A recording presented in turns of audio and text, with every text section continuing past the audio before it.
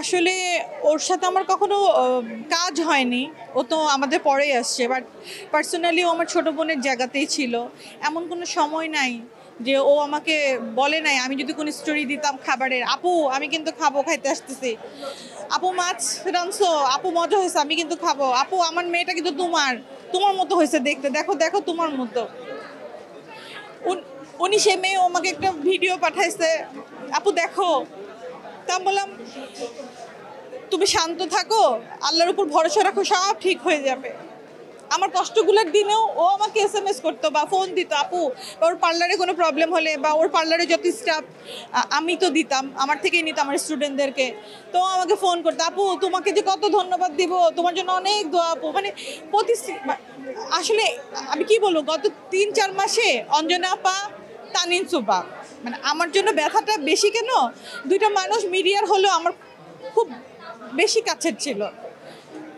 পরপর এভাবে চলে যাবে দুজন, প্রস্তুত ছিলাম না। শুধু এটুকুই বলবো, আল্লাহ পাক ওকে জান্নাতবাসী করুক, ওর সকল গুনাহ ক্ষমা করে দিক। ও যাওয়ার আগে আরেকটা জিনিস আমাদেরকে বুঝাই দিয়ে গেল যে সময় আমাদের হাতে সবারই কম। ও এত অল্প বয়সে গেল, আমাদেরকে আবার একত্রিত করে দিয়ে গেছে এবং বুঝাই দিয়ে গেল। আজকে আমরা সবাই আজকে বলছি যে কারো কাছে অন্যায় করলে আমাদের ক্ষমা করে দিও, কারণ সময় থাকে না, মাপ চাওয়ারও সময় থাকে না। আল্লাহ ওকে জান্নাতবাসী করুক, এটাই চাবো আল্লাহর কাছে। আপু আরেকটা বিষয় বলছিলেন যে আসলে তানিনের সঙ্গে কিন্তু আপনার সবসময় একটা যোগাযোগ ছিল, আপনাদের একটা বোনের মতো সম্পর্ক ছিল। আসলে সে তার সন্তানকে নিয়েও কিন্তু অনেক খুশি ছিল। অনেক স্বপ্ন ছিল বাচ্চাটাকে নিয়ে, নতুন বেবিটাকে নিয়ে, তো অনেক বড়টাকে নিয়ে, ছোটটাকে নিয়ে। আর ছোটটাকে নিয়ে সব সময় ভিডিও পাঠাইতে একটা ছিল, ওর পেজ আছে বাবুটার, আপু দেখো আমার মেয়েটা বড় হলেই হবে, ওকে এই পড়াবো, ওকে ইসলামিক দিকে নিব, এইসব বলতো। মানে বাচ্চাটার জন্য খুব কষ্ট হচ্ছে, এতটুকু বাচ্চা, ও তো মা কি এটাই বুঝবে না। বড় মেয়েটা তো একটু বুঝতেছে, ছোট তো ওটাও বুঝতেছে না।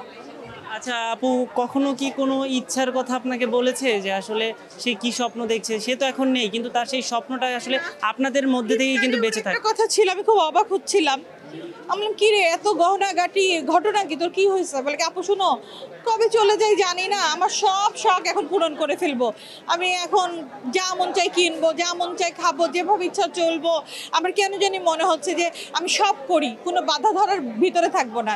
আর ওর ফাইনালি শব্দ ছিল ওর 2 মেয়েকে নিয়ে, যে ওরা মানুষের মতো মানুষ হোক, ভবিষ্যৎটা যেন ওদের সুন্দর হোক। ও সব কিছু বাচ্চাগুলাকে নিয়েছিল, ও একটা শান্তির জীবন চাচ্ছিল।